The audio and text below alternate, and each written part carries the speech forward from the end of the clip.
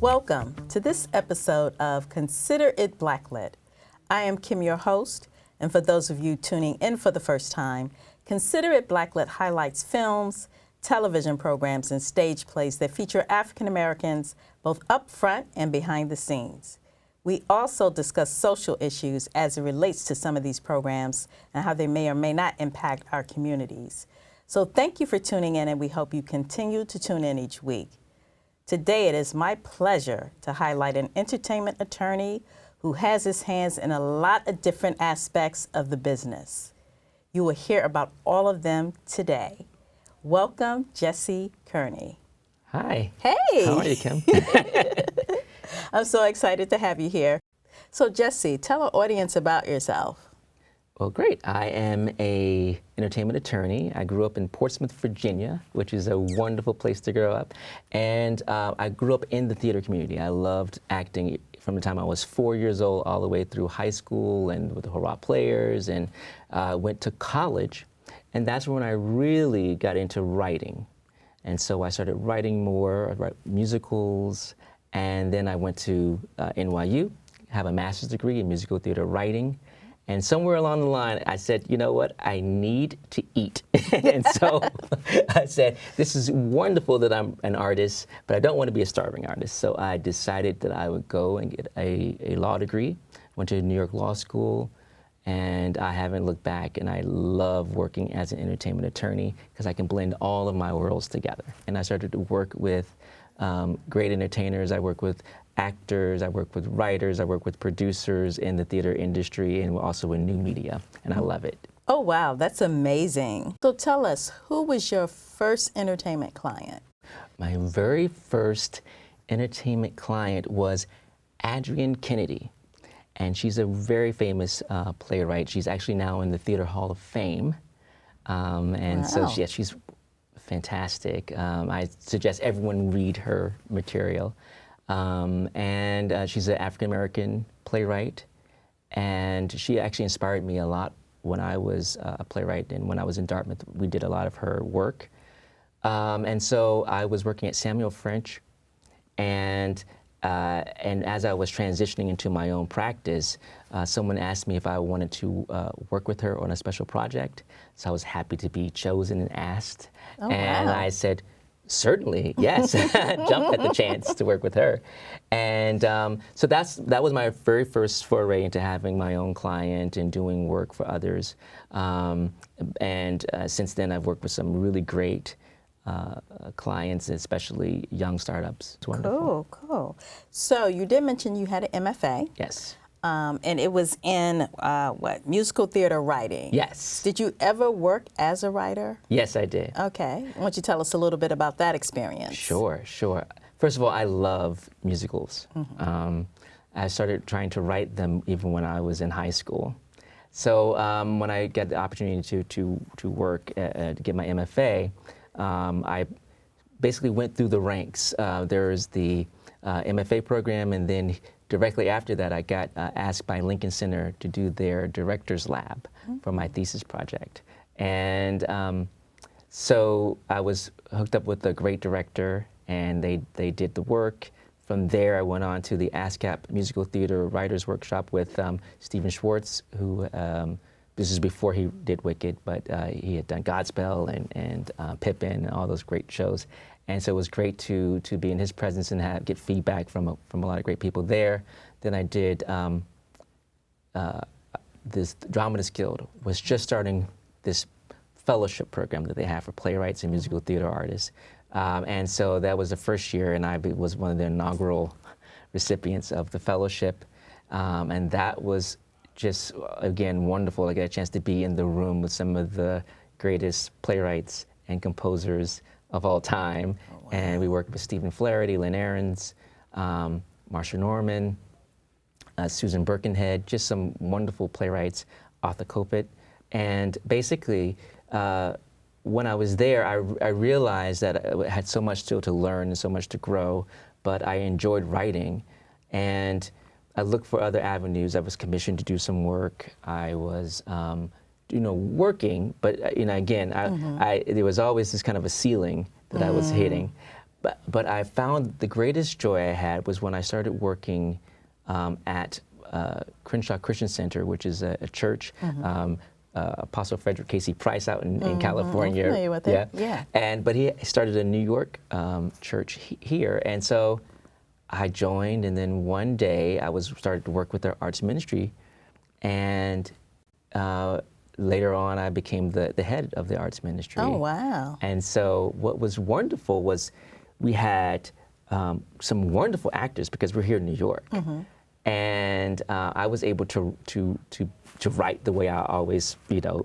I didn't feel like I wanted to write anything differently. Right. As you know, I wanted to do my best for the right. Lord, and so I was like, okay, I'm going to do my best work, and so I wrote some heavy plays. Wow, wow. But we had great actors. Yeah, we're gonna have to resurrect some of those plays. Yeah. I want to see them. Okay. But I think it's amazing that now you're an entertainment attorney, but you did break your chops on the creative side. Yes. So I think that probably gives you special insight when you're dealing with clients. Yeah. Oh, definitely, especially when I deal with other playwrights, and I can say, okay, I understand exactly where you are and what you might need, and what type of things you should be looking out for in this area, because I do have some experience in that, and I have met a lot of great writers. And that was also one of the great advantages of becoming an entertainment attorney, was I just had so many relationships that I'd already had developed as a writer. Wow. And so once I became an attorney, it was sort of I'm still around the same people, just in a different capacity. Oh, awesome. Well, I read that you went to Dartmouth. Yes, I did. Yes. Tell us how your experience at Dartmouth helped you to get where you are today. Dartmouth was a true place of, it was a great academic and intellectual challenge. And I like reading, I like studying, I like giving myself great challenges. And I think while I was at Dartmouth, that was where I first really sort of saw how I could compare with other people who were from different backgrounds, and then experiencing all the things that they like to do. And I met some great people who were interested in math and science, and people who were into politics. And so being around that type of environment and being sort of stimulated was just a great place to sort of soak everything in. And it's a great liberal arts school. And so you could soak things in and then try it. So Dartmouth was one of those great places where immediately following having a conversation with somebody, I would go home and write and write and write, and then try to put it on somewhere. And I became the head of the Black Underground Theater Arts company there, called Buddha for short. And so I get a chance to direct. And there's some great artists who came through there who are now on Broadway and doing great things. And so it was a great opportunity for us all to really take part in things. And I also credit Dartmouth with I had a great professor. She during my sophomore summer, you're supposed to stay. And so during that sophomore year, she saw that I was interested in theater. She saw that I was doing quite well. And she said, you shouldn't just think about graduating with just a regular degree. You should really think about something specific that you can do, some type of honor that you can graduate with. And I credit her with that because we found this senior fellowship program that Dartmouth has, where they choose up to usually about 12 seniors, and they give them this fellowship where they have a whole year where they can devote to an academic pursuit. It has to be interdisciplinary. And so I chose to write a musical. Oh, wow. Based on Crime and Punishment, by the Russian novel by Dostoevsky. And so I knew it would be academic in nature and tone and intellectual, and I knew that it would take a lot of work for me to try to figure out how to write something, the Russian folk music and Russian classical music as my base. Wow. Okay, I'm impressed. So yeah, that to me was sort of the great a workshop where you could try and do all these things. And so yeah, I have graduated as a senior fellow. And so that was, I always think that was the spot where I really learned how to do what I'm doing now. Wow, that is amazing. So You went to Dartmouth. Yes. Are you militant? Because I have two friends, two close friends who went to Dartmouth, and they are as militant as they can be. Shout out to Tanya and Glenn. Great question. Yes. Okay. I have a little bit of that in me. Okay. I grew up in a family that's a little militant. But I personally am more sort of understanding based on some of my experiences. But at Dartmouth, yeah, there was a Dartmouth Review, and all of these very, very right-wing, harsh realities of living up there. First of all, it's cold, and so you're just in the cold, and you're kind of upset the whole time. And then you have these people who are Just in mad your and face. cold. Yeah, and they're in your face with some of their things, and they print. I remember the first day I got there, me and my mother, we were moving in. Typical college move-in day, and I was in a single room, and as we shut the door and we're talking, we hear something sliding underneath the front door, and we were like, what is that? And it was this paper, and we looked down, and it was a newspaper. And so I picked it up, it was the Dartmouth Review, and I opened my door, and there was nobody on the whole, the whole floor. And I was like looking around like, who put this here? Wow. But, Dartmouth, the review is just extremely, extremely right wing. Just alt-right. And I think they had some about Angela Davis in it where they're making fun of her and all these things. Okay, don't tell me, because I'm gonna be ready to fight. So okay. Power to the people. So yeah, and there was only about 100 of us on campus, so we all stuck together. Okay. We all stuck together. Good, Yeah, good. so. But you some good people, yeah. Yeah. Cool. Thank So you. tell us about some of the professional organizations that you're associated with, and how does that help you in your practice? Oh, yeah. Well, I'm a member of the Dramatists Guild, which first and foremost is a great organization for authors, especially playwrights and composers for the musical theater. It's great because I get a chance to be pro-author. I understand what authors are what the author's needs are, and especially what their legal needs are. And I get to see what's going on in the country and how those needs are being addressed.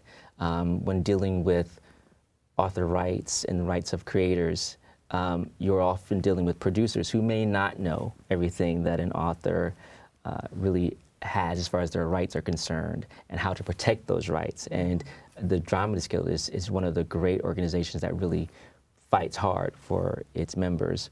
So I learned just from an early, as a writer, what good the Dramatists Guild does. And as a lawyer, now I get a chance to sort of say, okay, now I really understand these rights from a legal point of view, and now I see why they're so important, and make sure that we're not going against the Guild when we're drafting contracts on the other side. It's very interesting. Yeah. Very interesting. So let's talk about some of the theater companies that you're involved with. You are on the board of the Prospect Theater Company. Tell us about that organization. Prospect Theater Company. We are a wonderful theater company here in New York. We're an off-Broadway theater company. It was founded back in 1998, and it was by some Princeton graduates, actually. And I went to school at NYU with one of them for our MFA program, and that's how I met the group, but right when they were starting. And they produce mainly new musicals from emerging writers and emerging authors. And what's great about Prospect is a lot of people give new musicals a reading or a workshop, and they read and workshop and read and workshop and read and workshop, and that's the whole cycle, it seems to be. But Prospect is different. We actually have a very short reading and workshop period, and we try to give shows a full production and put those musicals up on their feet, see how they work in front of an audience, and I think that adds a tremendous value to the authors and the composers. Exposure for them. Yes. Great exposure. It often means, though, that we have to raise a lot of money to do it, and we never know whether or not this new venture is going to be successful. But we do screen pretty hard, and we do find great talent. We have a lot of different ways of finding talent. We have sort of short works that happen with new composers that we're often looking at. We call them labs, and we watch labs and we spot, okay, well, we like this author and we like this composer, and maybe we'll look out for their full lengths later on. So we do keep an eye out on who's doing what, where. We go to all the festivals happening, and so we do take a good look at what's happening and who's the new emerging artist. Oh, wow. So if someone wanted to find out more about this theater company, where could they go? prospecttheater.org. Okay, awesome. Yes, check it out. Now, what I really want to talk about is the Stage Network. Yes. WatchStage.com. Yes. So tell our audience all about that. Stage Network is a new digital streaming network dedicated to the entire world of theater. It is theater specific. It's like Netflix, except everything on it is related to the theater community. We have plays, musicals that have been recorded. We have documentaries, biographies, everything related to the theater community. We have licensed content, shows that you may have already seen, shows you may love, and we also have new original content that we are creating on a weekly, daily basis, it feels like to me. But yes, all the time we're creating new content to go along with our licensed content. Oh, that's great. Yeah. So are you accepting submissions? Yes, we are always looking for potential new works. Right at this moment, I think the best place to go would be to send an email to hello@thestagenetwork. We do have a submissions process to go through, so don't send the entire work to me, please, because as a lawyer, I'm not going to probably read your work just right off the bat without us going through the submissions process. But yeah, we do like to keep an eye out for new talent. So do you have the instructions on the website, what they need to do? Like, well, we've kept a little bit of a mystery there. Okay. The main thing to do would be to go to watchstage.com, or you can download Stage as an app from your favorite app store, whatever it is, either the App Store or Google Play, the Play Store, and you go to the Stage Network, and you'll see Stage right there, and you put it on your device. Okay. We're also on Apple TV, Roku, Fire. Oh, okay. Yeah, we're on all those things. Okay. So tell us about some of the popular programs that are on the Stage Network. Yes. Right now, one of the big shows that we have is a narrative. It's called Submissions Only, and it's by Kate Weatherhead and Andrew Keenan Bolger, who are just phenomenal Broadway actors. And this show that they did, it was in the early 2000s. They came up with the first 3 seasons of Submissions Only, and it's hilarious. And it had a huge following because it has so many guest appearances by practically the entire Broadway community. Oh, wow. So you'll have Nathan Lane showing up in an episode, you'll have Audra McDonald showing up in an episode. It's a lot of fun to watch, to see who's going to show up in this new episode.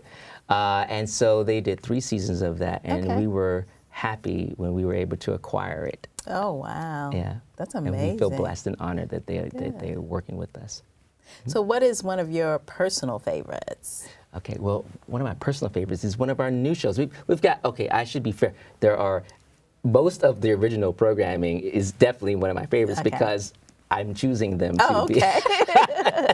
So everything from submissions, studio sessions, which is sort of a documentary style concert. So it takes composers. The first episode is John Kander from Kander and Ebb, and they do a concert within a recording studio. Wow. And so John Kander's in the booth, the recording booth, and we have a studio audience in the studio, and then we have guest artists, Broadway stars, celebrities who come in and they sing and record the songs with the new arrangement. So the whole orchestra is there, the band's there playing, and everyone's wearing their headsets to hear the mix, the studio audience, everybody. And it's a wonderful show, and you get a chance to hear a little bit from, the first episode is John Kander, the second episode is Stephen Schwartz, and you get to hear them discuss how they came up with the songs, Wow. etc. And then another favorite show that I have is called Let's Play. It's one of our newer shows where we talk about children theater programs all across the country, and we go and we set up and do a docu-series. Oh, wow. And within those children theater companies, and watch their programs and talk to the kids. And we've done one at Signature Theater in Arlington, Virginia, and one that I really love, which is one of my favorites, is the Hurrah Players, because okay. I'm a Hurrah player, Oh, okay. and in Virginia. Wow. So with all the, I guess, big streaming services out there like Netflix, Amazon, Hulu, where do you see a smaller streaming service like you in the market? How do you think that will be positioned? Yes. Well, right now, Netflix and Hulu are really trying to break into the Broadway market. They keep doing a show here and a show there. Ryan Murphy, I believe, is doing a couple right now. The thing is that on a big service like Netflix, unless you are really diligent about trying to find what type of Broadway material they have, it gets lost. Netflix does countless new original programming every month, and so if you're not vigilant on your own and checking it out, you will miss all of the theater-centric shows that they have. And so what makes a place like Stage great is that all of the shows that we have are theater-centric. So it's a niche market, it's niche programming. So if you want to get your theater fix, you can come to Stage Network and we have it there for you. All right. Fantastic, fantastic. So tell us about some of the other projects you're doing. Yes. Because you seem to have your hands in a lot of different things. I try. I do try. You want something done, you give it to a busy person. Exactly. Yeah. So tell us about some of your other projects. Well, I have a wonderful show called Shoe Shop that one of my clients wrote, and his name is Demetrius Paschal, and he is a brilliant playwright as well as a screenwriter. And so we are taking that show and doing a reading of it here in New York City this fall. And we are seeking backers, and then we're going to take it on tour. We're going to go down to the South. We're going to go to Birmingham, Alabama first, then we're going to go to Atlanta, Georgia, and then possibly up north in the West Coast, maybe to it's like Oregon and so forth. And so that is just a wonderful opportunity to work with Demetrius. And then there is a second show that I'm working with. It's called Mr. Joy. And Mr. Joy is a one-woman show starring Deborah Walton. She plays 9 characters. Wow. Yes, from older men to younger women, all different races. And it was written by Daniel Beatty. And Yeah, I'm familiar with him. He did a one-man show years back that was just phenomenal. Yeah. Yes, yes. And so what happened was Daniel wrote this show, Mr. Joy, for himself originally. And then as time went on, he realized that it was wonderfully done by someone not him and by a woman specifically. And so now, practically anytime you see the show is done by a woman. And so Deborah Walton is working on the show now, and I'm working with her, and we're trying to mount a couple of productions of the show, both here and abroad. Okay, that's awesome. So when you get it mounted, I want you guys to come back on the show and talk about it. Certainly will. Mr. Joy, keep posted. I like my guests to give advice to young people who may be watching the show and may see you and say, I want to do what he does. What advice would you give to them? Okay. First of all, whatever you want to do, you can do it, but you have to strive for your goals. If you don't have goals, there's nothing for you to strive for. So have goals, sit down, create goals, know what you want. Second thing is you have to get around people who can nurture you and mentor you. So you have to, what I call, collect your mentors. Really get out there, and you have to be sort of in the scene, so to speak, in order to find these people. You have to be busy doing what you do, and they will look at you, and they have to choose you as much as you choose them, but you do have to have a choice. So you have to be out there, you have to be hungry, and then sort of collect mentors and guidance, because you don't know everything, and you will need someone to say, maybe you should try this, and I like what you're doing over there. Maybe do it a little bit like this. You need to hear that. So you have to receive criticism, but whatever you do, don't stop, is what I would tell anyone, because you're going to receive so many challenges along the way. Just be persistent. Be persistent. Do not stop. Don't give in. Just blast through it, and no matter what. That's my advice. Oh, cool. You know, I want to circle back a little bit about your practice in particular. You had mentioned the clients that you, the type of clients that you have, but also talk a little bit about the services you provide for them, and also, you know, if somebody was interested in hiring you as an attorney, you know, where could they go? Okay, great.